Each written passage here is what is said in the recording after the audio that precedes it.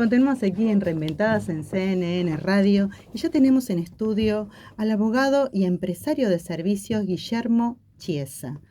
Él es abogado y empresario de servicios, fundador de Chiesa y Asociados Abogados, estudio jurídico dedicado al derecho penal, empresario tributario y comercial, fundador de Boden, consultora, comunicación y recursos humanos, e impulsor de una fundación que aboga por las causas colectivas y litigios estratégicos. Bienvenido, Guillermo, aquí al espacio de Reinventadas. Un placer recibirte.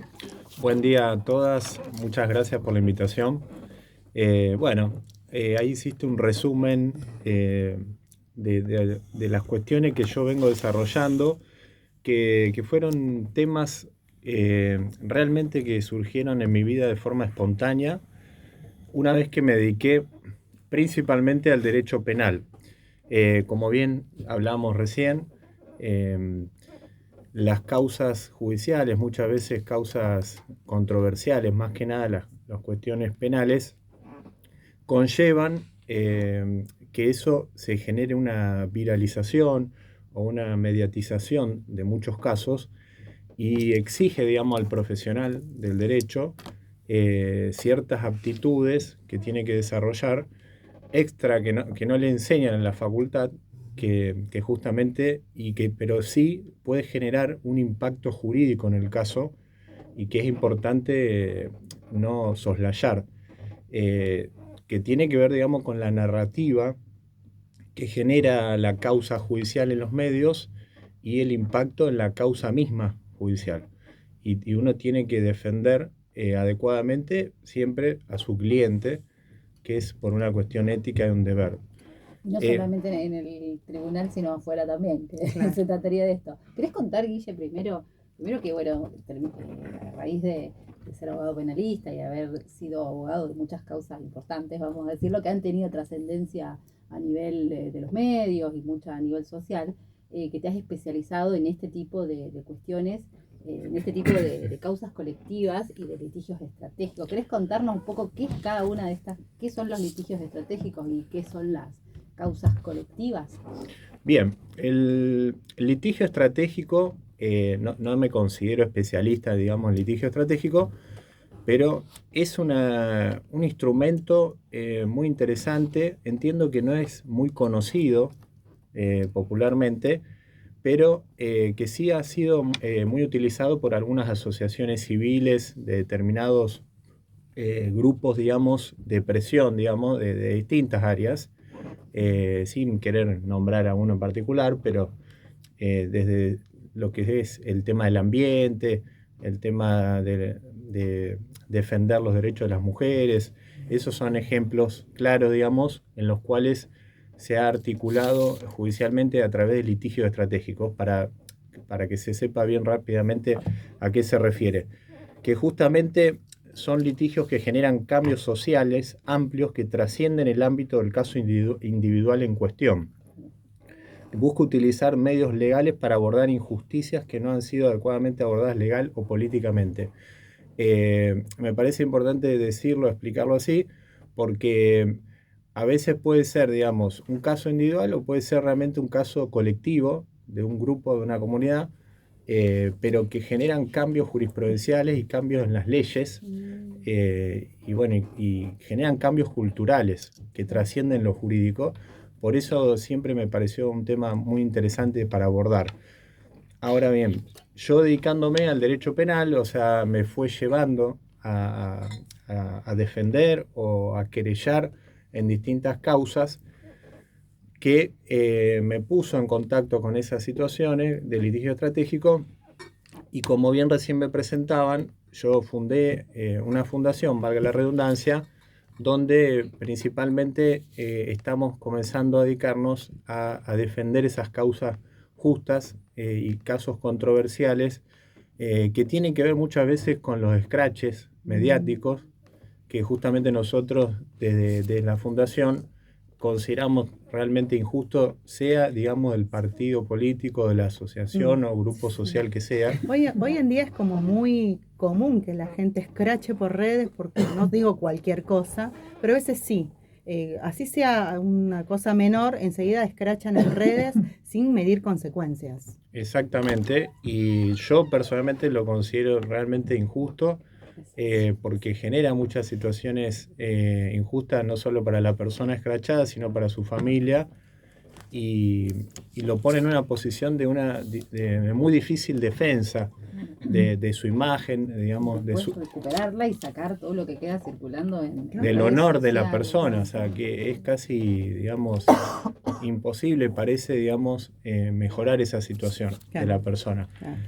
Por eso, digamos, de la Fundación abogamos mucho y defendemos esos casos controversiales, buscamos defender esos casos principalmente, o casos de legítima defensa, situaciones así que justamente están en juego derechos esenciales, están en pugna derechos esenciales. Guillermo, por ejemplo, puede ser en lo que vos decías de temas medioambientales, como la película famosa de Eric Brockovich, que ella genera todo un movimiento dentro de su comunidad por todos los casos de cáncer que había por una contaminación ambiental.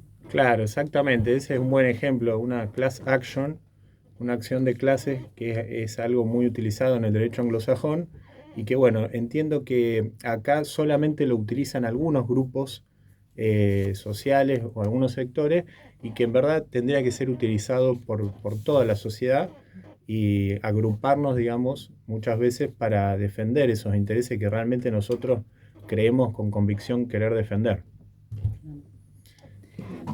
Y contanos un poco cómo fue esto de relacionar el derecho penal con los recursos humanos, que bueno, también fundaste una consultora. Exacto.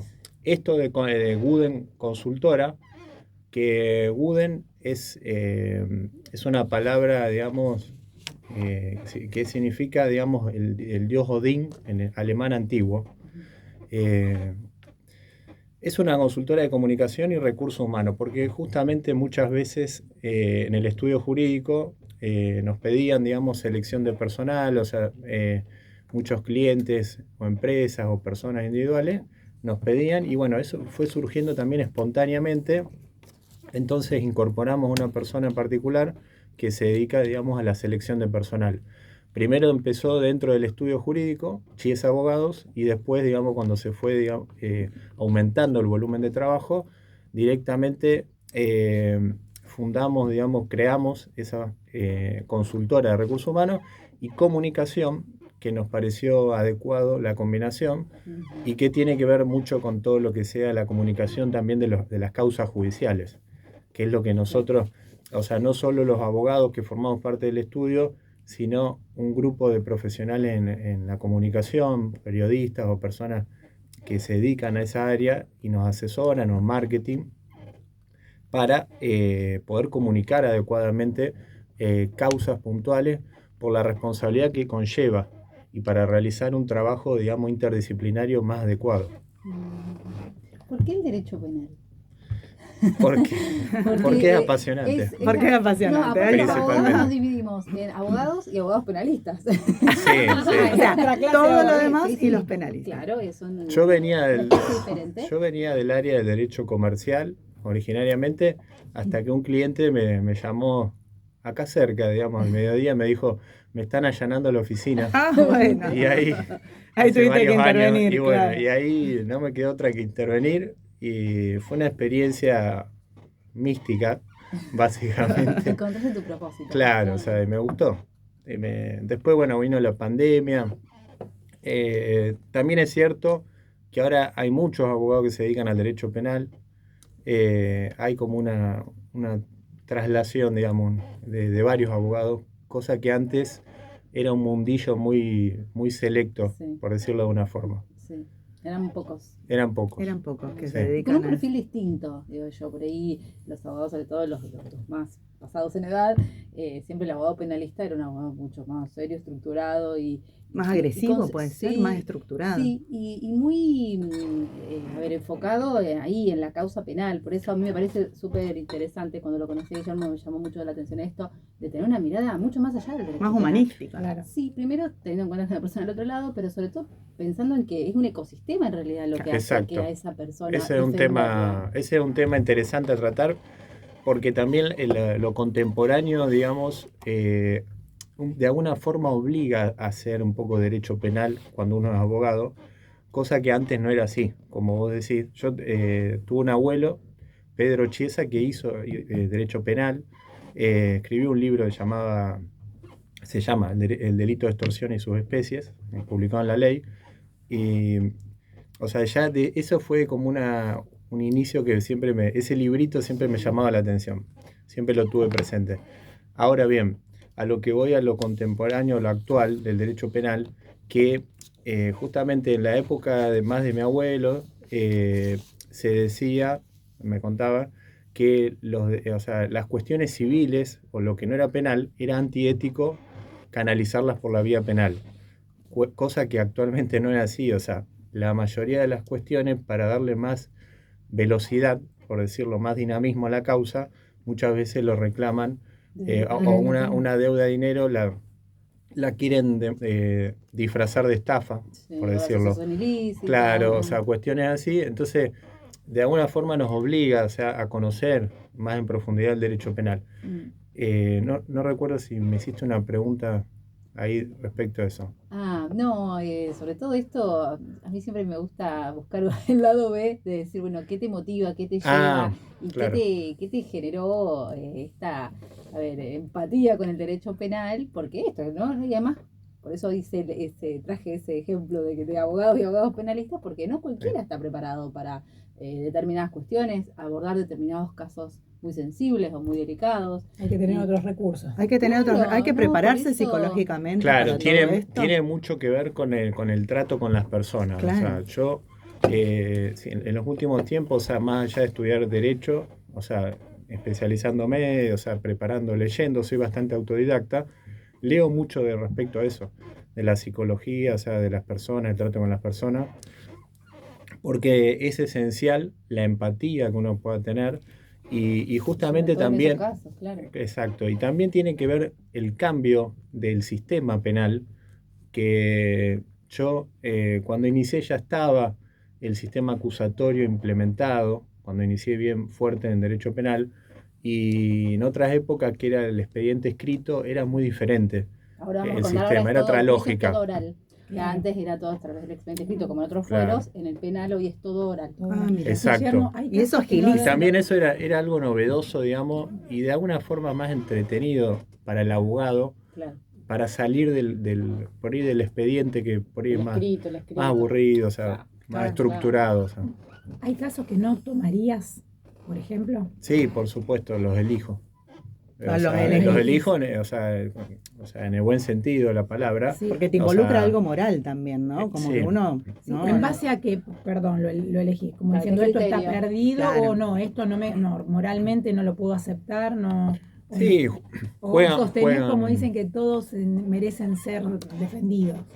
Sí, una vez que uno acepta la defensa de un caso o la querella, que es la acusación, por supuesto me comprometo al 100% y es mi trabajo y está mal, digamos, mezclar, digamos, el defendido con el abogado, cosa que internacionalmente muchas veces, o sea, no solo en Argentina, sino en todo el mundo, se quiere achacar a que el abogado, o sea, es lo mismo que la persona defendida, pero es un error, porque el derecho de defensa es un derecho constitucional esencial en un sistema democrático y que todos podemos llegar a un momento, desde un accidente, un segundo en la vía pública, que pueda pasar alguna circunstancia en la cual quede, digamos, mezclado a una causa penal, sin ser una persona, digamos, que busque, claro, por eso, con antecedentes ni nada.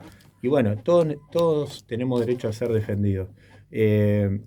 Partiendo de esa base, por supuesto que uno elige, digamos, también por una cuestión de capacidad, de tiempo. Hay casos más complejo, o sea, uno elige por varios factores, no solo por lo moral.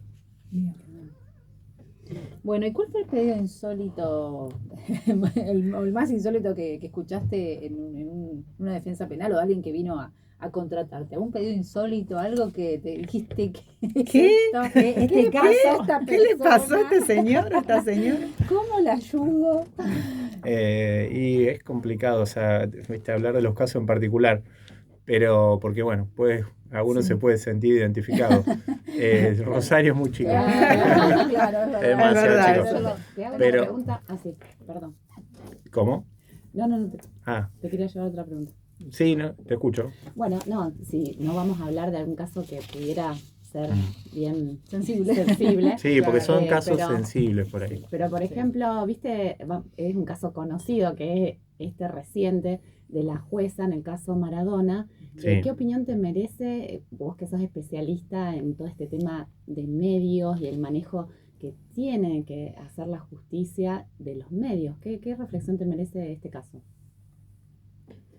¿Qué tiene que hacer la justicia con los Claro, medios? O sea, Porque se te mezcló parece- todo. ¿Cómo Claro, se está mezcló todo en manejando ese eso. caso? Claro, ahí Claro. se mezcló todo porque fue como una intención, aparentemente, de querer generar un documental Sí. de una situación que era un caso judicial muy Está sensible. judicializado y Claro. lo- Y ella, Claro. a tener protagonismo Ella- la jueza, de ella- alguna forma, claro, y como fue actriz actriz, del- Claro. fue actriz de la serie. claro, claro. sí, evidentemente ahí la jueza se equivocó, o sea, cometió delitos seguramente.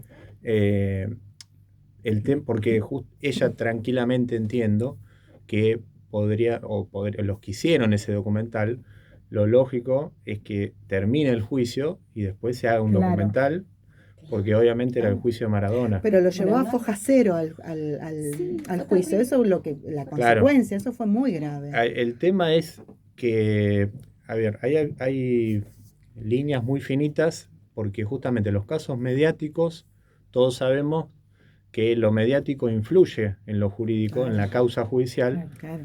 pero el problema acá que era la jueza que tenía que decidir, la que era un actor de comunicación. Ahora yo opino, ella no lo sabía, yo creo, no será una jugada, porque yo digo, esto no puede ser, o sea, la jueza no puede no haber sabido todo ese desenlace. Yo creo que Maradona en sí genera un efecto, siempre digo, muy especial a las personas.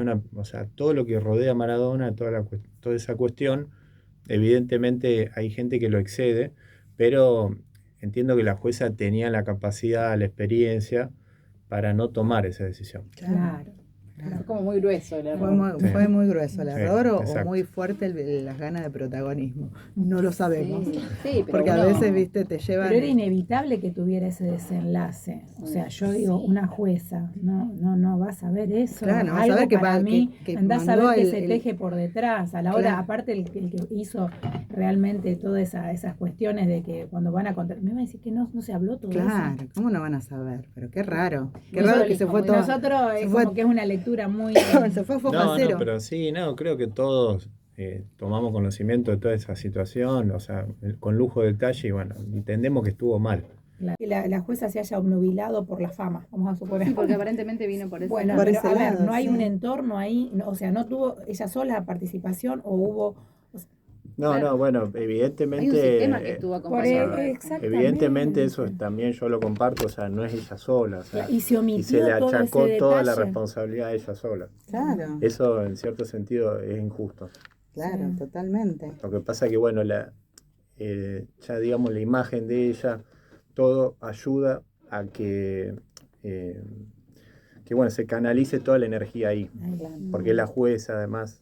Y qué importante lo que vos tenés en cuenta en todo este trabajo de la comunicación, porque para mí la parte periodística te hunde, te lleva allá Sí. arriba, te hunde, pero te aniquila, y esto han hecho su buen trabajo también. Claro, tal cual, por eso, y para el abogado, o sea, de defender mediáticamente una causa es una responsabilidad extra importante, Claro. porque bueno, a uno lo puede cambiar, o sea, bueno, miren el caso de la jueza, cómo la sobrepasó la situación, Claro, evidentemente, por eso. sin sacarle responsabilidad, pero No, evidentemente, porque era una persona muy preparada, Claro. Guillermo, a ver, una cosa es lo televisivo, lo mediático, y otra cosa es la condena en las redes sociales. Sí, Inmanejable. sí, ese es un problema. Es un problemón. Sí. Porque por Y ahí en más la con el tema ahora de la inteligencia artificial, Claro. Sería, yo de digo, el quinto poder, ¿viste? de las imágenes falsificadas. Bueno, Y sí, justo hablábamos de eso en el bloque anterior, que contábamos un video que se viralizó en donde había un fulano que ofrecía inversiones en una empresa que supuestamente era asociada a YPF, que aparecía en un video con Manuel Adorni, donde ofrecía una rentabilidad muy inconveniente, y gracias a ese video, por culpa de ese video, muchas personas cayeron, terminaba siendo aparentemente una estafa, sí. por, bueno, aparentemente también creado por inteligencia artificial. Sí, y ahí es un tema, o sea, me parece interesante traer a colación el tema del ciberdelito, que es algo que está en boga y está aumentándose exponencialmente la ciberdelincuencia, porque justamente es mucho más difícil detener a una persona por un ciberdelito que una persona que vaya a asaltar un banco. O sea, es muy raro ver en la televisión que haya un asalto a un camión blindado, Ya no pero es sucede. mucho más ya probable. no sucede. Claro, Es todo a través de inteligencia artificial. claro, y el problema que muchas veces, o sea, los recursos, digamos, del Estado para investigar los delitos, muy difícilmente, y es lo que pasa, están asignados a perseguir delitos, a ciberdelitos, por la dificultad de conseguir resultados, y sí es mucho más fácil conseguir resultados de delitos callejeros. Claro. ¿Y Eso, hay legislación, jurisprudencia en base a eso? o sea, sí, o sea, hay delitos, está contemplado en la ley todos los delitos, los ciberdelitos. El problema está que esta situación de asignación de recursos, digamos, a la fiscalía, que claramente No está preparado. no se le asignan recursos Sí. para combatir los ciberdelitos, y sí otros delitos más visibles Claro. mediáticamente. ¿Por qué? Porque también eso se capitaliza políticamente. Claro. Sí, no, es pan de cada día. Pero la realidad es que hay un ciberdelito crecimiento, o sea, a nosotros través- estamos muy expuestos Muy a la expuestos. ciberdelincuencia. Y el No solo WhatsApp, las personas físicas, sino las empresas. claro, pero la gente común, o sea, el WhatsApp es una vía de comunicación, se presentan con links, con cosas, con logotipos oficiales, con una liviandad y la gente... No, y aparte en las cuentas Cree. bancarias también que, bueno, achacan que realmente los bancos no invierten en seguridad, Exacto. ¿no? Sí, los bancos en particular, o sea, por la cuestión de la responsabilidad civil, entiendo que generalmente responden, o sea, son condenados a responder frente al consumidor, pero el tema es que, bueno, o sea, hay mucha ciberdelincuencia y es muy difícil, digamos, descubrir al responsable. Claro.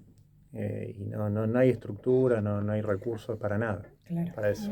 Todavía se aprovecha mucho porque hay un hueco importante legal y la jurisprudencia todavía no, o sea, y cada vez avanza más con la inteligencia artificial y cada vez o sea, acceden a esas herramientas que hace que lleguen a la gente y los estafen, pero Claro. a diario con una liviandad tremenda. Por eso me parece, y volviendo al tema de los scratches, es importante ser consciente, o sea, de que muchas veces puede haber algún scratch que es falso, injusto, Claro.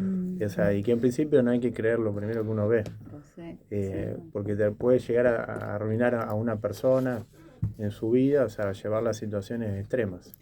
Sí, y pasa mucho, bueno, en el derecho de familia, que es algo por ahí que hemos conversado en otro momento con Guillermo, en donde a veces suele haber esta relación entre derechos de familia y el derecho penal, Sí. a raíz de, bueno, falsas denuncias, Sí, o sí. violencia, o bueno, una cuestión que excede ya lo familiar y traspasa Tal cual. al lado El problema del es siempre, derecho penal. yo que lo veo como usuaria, no soy abogada ni nada, una persona que hace una falsa denuncia respecto, no sé, a violencia de género.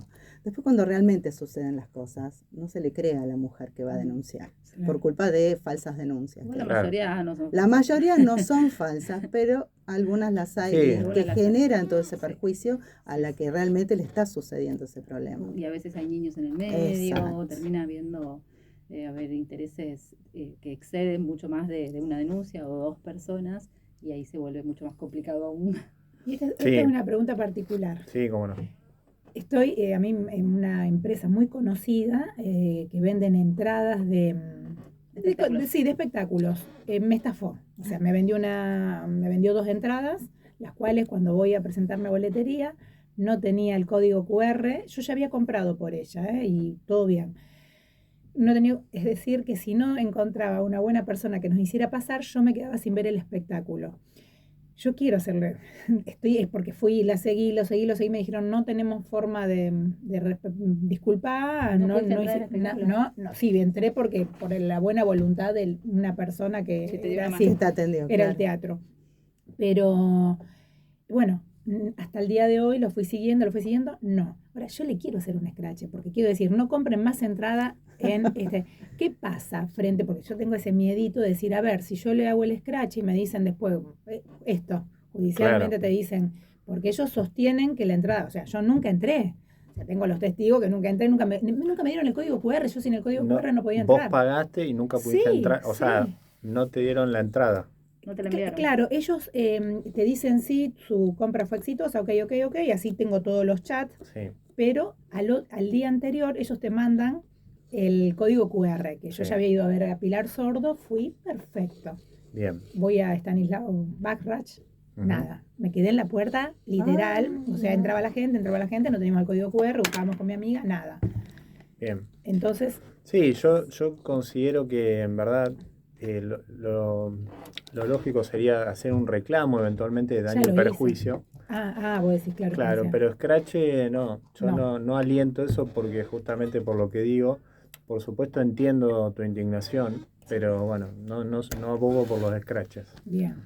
Pero bueno, es mi opinión personal.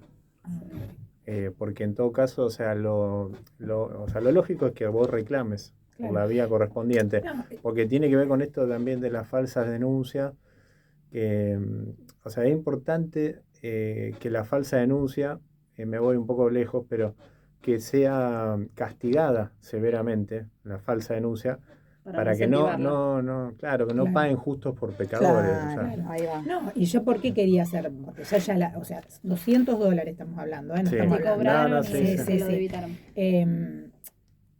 ¿Por qué? Porque otros van a caer en la misma estafa. No, por supuesto, o sea, hay que hacer la denuncia correspondiente, o sea, en todo caso, sí te aconsejo hacer la denuncia, formalizarla y después, si querés comunicarlo masivamente, que vos llevaste a cabo el proceso, eso me parece más adecuado. Y a veces hay, en este tipo de espectáculos muy masivos, hay páginas que crean paralelas, en donde te ofrecen lo mismo, pero vos pagás en otra página. Yo lo compré, fui por ahí. Ese es un claro ciberdelito, o sea, ¿cómo haces para descubrir quién es el verdadero responsable? Que en realidad no termina siendo el que sí, pero esta es una marca muy reconocida. No estoy hablando de Juancito que compró la entrada. Lo que pasa es que esa marca reconocida tiene que invertir en seguridad para que no, o sea, estar atento a esas páginas paralelas, por ejemplo. O sea, ¿vos le hiciste algún reclamo puntual? Sí, carta, obviamente. documento. Así no. Todo vía mail con ellos. Todo con ellos. No, yo te aconsejaría que ahí mandar una buena carta documento. Bueno, muchas gracias. Dice, ¿dónde te encontramos? Pasanos tus redes, teléfono. Guillermo Pablo Chiesa, abogados, me pueden buscar o en Google. Búsquenme Guillermo Chiesa, les va a saltar, digamos, mi contacto, mi teléfono. Hoy estamos muy acostumbrados a buscar en las redes, en internet, con el celu. Y mi número personal es 3413-16-5111. Bien. Bueno, a través nuestro y a través de ustedes, por supuesto. A través de Reinventadas también te pueden Gracias, Guillermo. Muchas gracias. No, gracias a ustedes. Gracias, Guillermo.